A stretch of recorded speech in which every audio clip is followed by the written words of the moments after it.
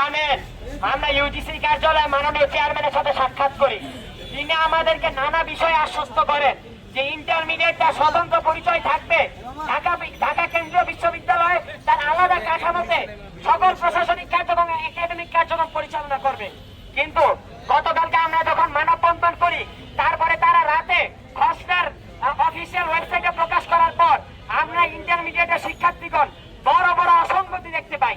যার প্রথমেই রয়েছে এই বিশ্ববিদ্যালয়ের একটি নাম ফলক থাকবে এবং স্ট্যাম্প থাকবে এবং উহার সকল স্থাবর অস্থাবর সম্পত্তি বিশ্ববিদ্যালয়ের নামে থাকবে এবং তার অর্জন করার ক্ষমতা থাকবে, হস্তান্তর করার ক্ষমতা থাকবে।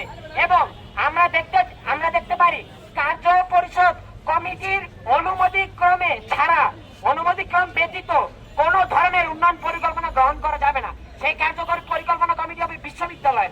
এবং আমরা দেখতে পারি আরেকটি শিক্ষা মন্ত্রণালয় কর্তৃক, কলেজ প্রশাসন কর্তৃক এবং বিশ্ববিদ্যালয় কমিটি কর্তৃক যৌথ চুক্তির মাধ্যমে আমাদের সকল কার্যক্রম পরিচালিত হবে।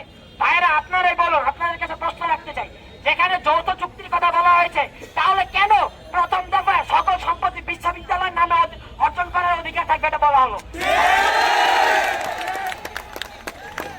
আমাদেরকে এখন কার্যত ভাড়া দিয়ে বানিয়ে দেওয়া হয়েছে। আমাদের ঢাকা কলেজের নাম নাই এখন। ওদের স্বপ্ন পূরণে পাশে থাকতে পেরে আমরা গর্বিত। আপনারা ভাবছেন সকলকে বলতে চাই, শিক্ষা মন্ত্রণালয়কে বলতে চাই, আপনারা ভাবছেন ইন্টারমিডিয়েটের শিক্ষার্থীরা এগুলো বুঝে না, এগুলো পড়াশোনা করতে জানে না। আপনারা একটি অধ্যাদেশে বিশ্ববিদ্যালয়ের নামে সম্পত্তি অর্জন করেন এবং আমাদেরকে মূল্য দেখান, সাধারণ শিক্ষার্থীরা মেনে নেবে না। সকল আন্দোলন এবং ইতিহাসের প্রেক্ষাপটে ঢাকা কলেজের শিক্ষার্থীদের উল্লেখযোগ্য ভূমিকা ছিল।